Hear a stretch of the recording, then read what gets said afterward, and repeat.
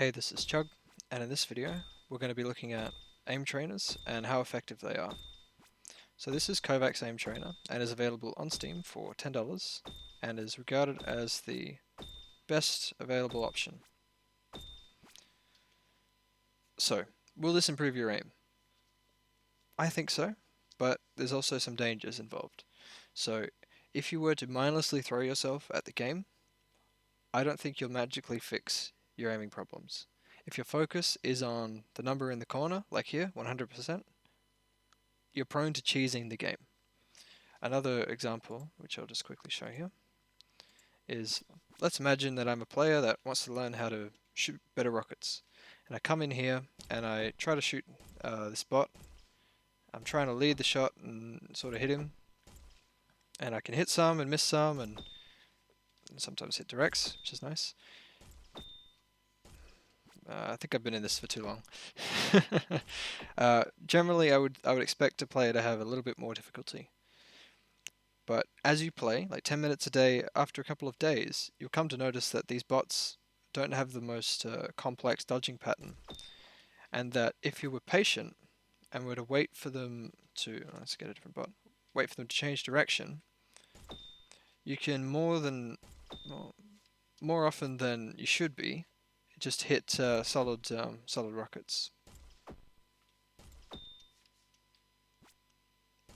So what does this do? This artificially increases the accuracy number in the top corner. And this is something you want to avoid. You don't want to build strategies to kill these bots. You want to build control over your mouse that you can apply to all games, and not just gaming the system. Another example is the LG in this. So if we were to just tickle him up there, just tickle him up here.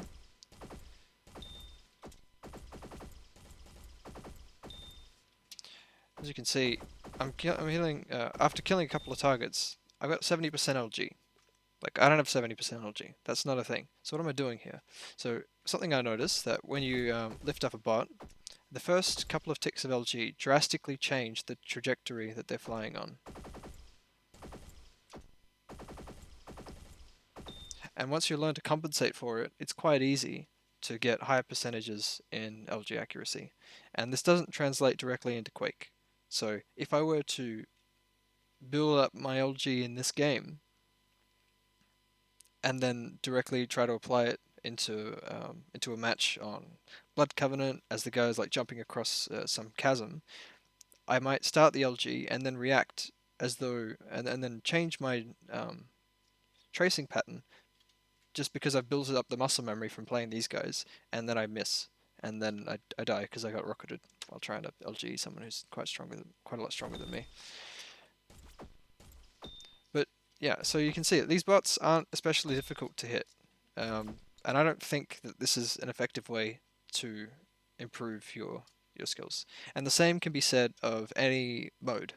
Is that if you were to browse the workshop and think, oh, okay, well, Overwatch, long strafes. This sounds like something for me because I'm playing Overwatch. Like I wanna get into that. Is there something for Widowmaker? Oh, there's a Widowmaker. Okay, this is the one for me. I want to play this. I want to try and hit the shots and get as much get as high accuracy number as I can, and get it to feel good. When in reality, like that, you're just gonna game whatever parameters that this person has set. That's what I believe, and is the biggest danger to these. So I started tinkering with this for the past 3 days ago, and for the past 3 days, I've been getting a feel for it and seeing what I think would work, and I've actually had results in the game. Like my shots have been calmer. They kind of happen. Like I see where the shot should be, and my crosshair goes there quicker than it normally does, and it's just calm and confident. And these big damage rockets, the slightly higher rail accuracies. The LG feels good at moments. Sometimes the accuracy numbers at the end of the game aren't that great, but the shots feel better, and I feel like that's a testament to the control that I've sort of developed. This is where I go to the flick training and fail just because I'm recording. But anyway, so the first thing that I did that I believed worked was to come to this as you saw at the beginning of the video, and to decrease the time scale. This is very good. Uh, so if you're someone who is looking to improve their aim because you're checking out videos about aim trainers, this is what I think you should do: is you come into the base flick mode, you reduce the time scale. This is the value I happen to choose. I think it's probably better if you go something like 0.3. So let's look at this. Now, can you flick to this target in time?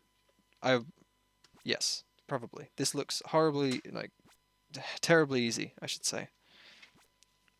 But that's not the point. The point is not like, oh, can you manage to get through this setting? It's to, like, without missing a shot. Like, yeah, you can take your time and just make sure that you hit it and game the system, but that's not what you're trying to do. Put your crosshair in the middle of the screen, just so you're best ready to react. As a target appears, move consistently towards it, and then fire when you get there. Okay? At whatever speed that you can achieve this. All right? You want to have the fundamentals of your aim to be strong. So the fundamentals being roughly consistent speed, precision, like not over flicking or under flicking, or like, you know, going over to the side, camera control and crosshair placement. We'll just call that centering the crosshair for now.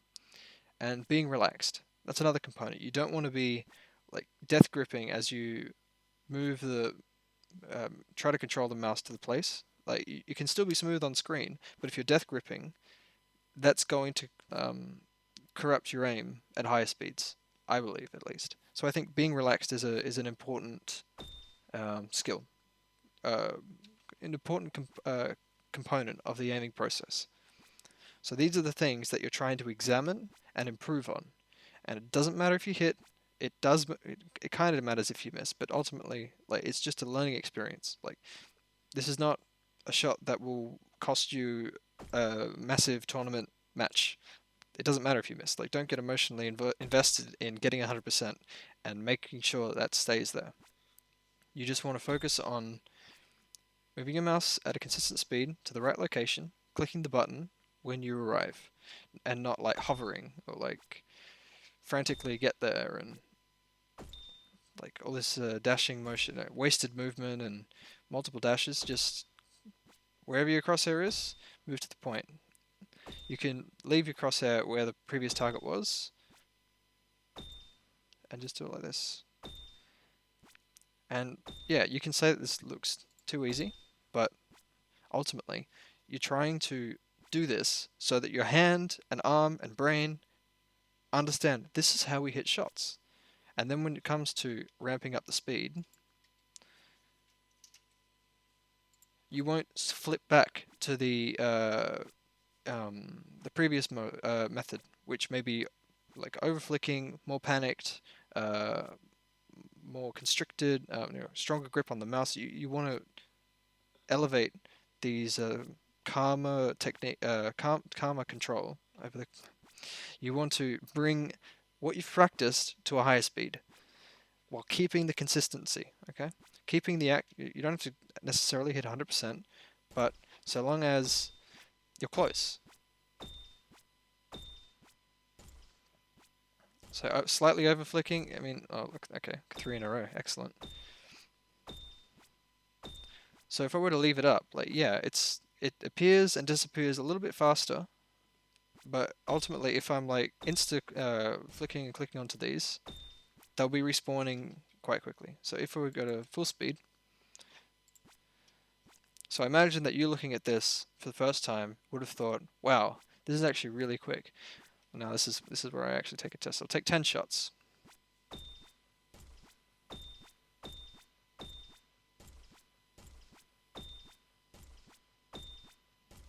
I've lost count, and me talking has screwed me up a little bit. But even the misses are still really close. So you can see the bullet holes. You can't actually see from that moment, but you can see that it's still the same smooth motion. I'm trying to be smooth. I'm trying not to overflick, which sometimes I fail in, but the effort is there. It's not flick to the general area and then correct. That's so much wasted movement and energy. Okay. So this is what I think is the first thing that you should do. Put the speed down quite low. 0.6 is what I used. You can use 0.3. There's no shame in it at all. It doesn't make a difference. Just you're focused on the fundamentals and controlling the mouse in a way that is efficient and effective, and then building it up once it's good. Like if it takes 2 weeks for you to become consistently smooth, flicking to the right point and not and clicking as soon as your crosshair gets to the target and not waiting on it. That's that's enough investment for you to have that for the rest of your gaming life. And more than that, it's a good experience. Like, hey, I dedicated some time to learn something the right way, and now I can do it the right way from now on. Like, yes, mechanics will fade, and you would have to, like, if you were to leave it for a year, come back, do this again, you get your aim right back to where it was. It's worth investing the time to getting the control that you're looking for. All right, so that was the first thing I did. Now, you can close the video if you're new, but for people who were looking at my low sense technique video and have incorporated it and tried to use it, I'll drop the speed back down. The next thing that I did was to just listen to the appearing and disappearing, or just appearing of the targets, and to just have my mouse at the center of my pad, listen. Okay, see what I did? So I'm imagining, not really imagining, but the scenario is I'm in a game of Quake, and I'm hanging out. I hear a noise. It's somewhere on my left. I reposition my camera, 90-degree flick, something that I've practiced. I see the target, I flick to it. Now this is like chunking a real-world scenario onto the practice that I've already done, which I think is, in this case, is very handy and is ideal, but not always something that you can do. The main problem that I was having when I was first doing this was that when I would flick, because I want to be quick, because I hear the noise and I want to flick quickly.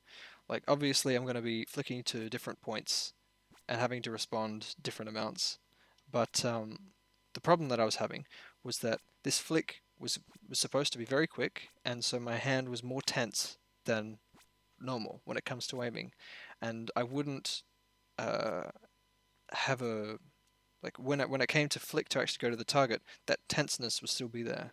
So really focusing on trying to get this quick, and then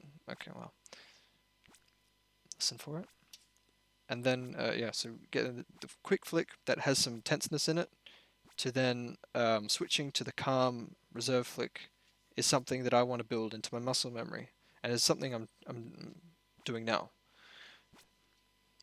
Realistically, I could have been doing this, but I didn't realize that this would be useful. I also did 180-degree flicks, like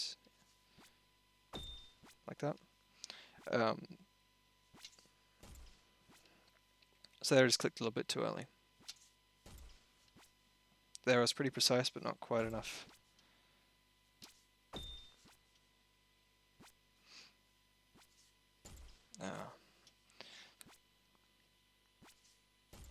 The other thing is that when I do a 180-degree flick, I don't actually, especially with this setup, I don't actually see my crosshair a lot of the time, and I'm imagining that my crosshair is here. So when I go to flick, I might miss because I don't actually see where my crosshair is. So that's also a big component. And as to why getting this flick consistent, this turnaround consistent, is valuable. That's the hardest flick of the day.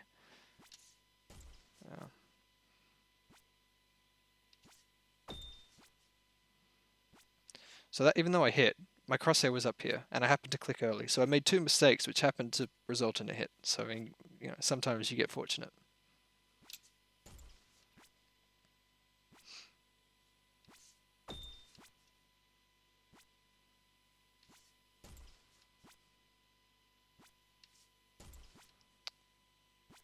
You don't have to like time it. Like I don't have to be constrained by this timer. I can just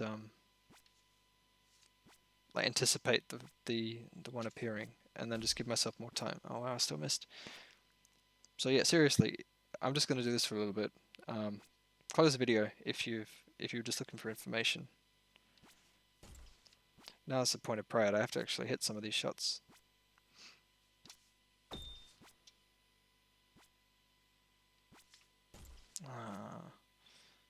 This is where I showcase how secretly bad I am.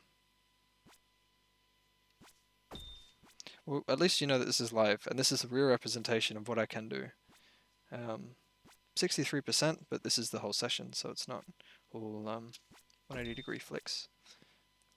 So here, my entire focus is the transition between spinning around quickly into the flick and making this like tense transition into like smooth. I also would like to spin around a consistent amount, but that's not the current focus. Another interesting thing that I noticed when I was doing this is that it was hard for me to see the crosshair. And you may say this is a big plus, like it's quite kind of big. Like yeah, I wanted more visibility. I actually found that, and as strange as this sounds, I realized that opening my eyes made it easier to hit shots. Like opening my eyes wider, not like squinting to try and see more precisely, like focusing in. Like I just open my eyes more for some reason. Like just flexing my eyelids open just helped me hit the shot. Like my subconscious brain sees better. Like there was no perceivable difference other than I was just hitting more. Maybe it was placebo, but hey, I'm just let you know. Like this is the non-serious part of the video.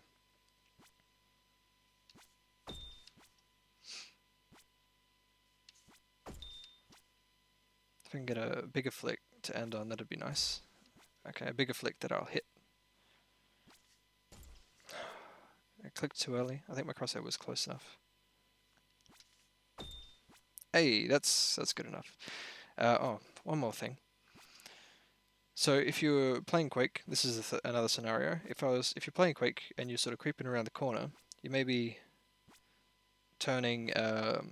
So imagine I'm moving forwards, and there's a corner like right next to me that I want to come around. I lift my mouse, put it on the right, and I go to turn 90 degrees, and this is my home position, right? If I'm creeping around the corner, and then I see an opponent, it appears like this is another scenario that I can be trying to train. Okay, wow. I was hitting, normally get like 65%, and it, looks better than currently is. I feel like I'm missing every single shot.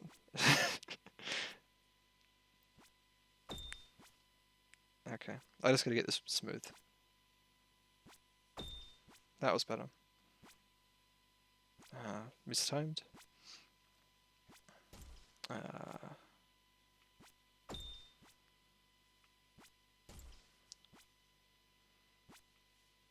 So as you can see, like I'm having difficulty hitting static targets, but I can blame the fact that I can't move, kind of throwing me off a little bit.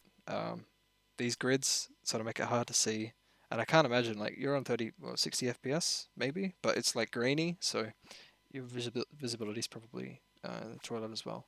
But I hope that this demonstration has shown you what you should be like.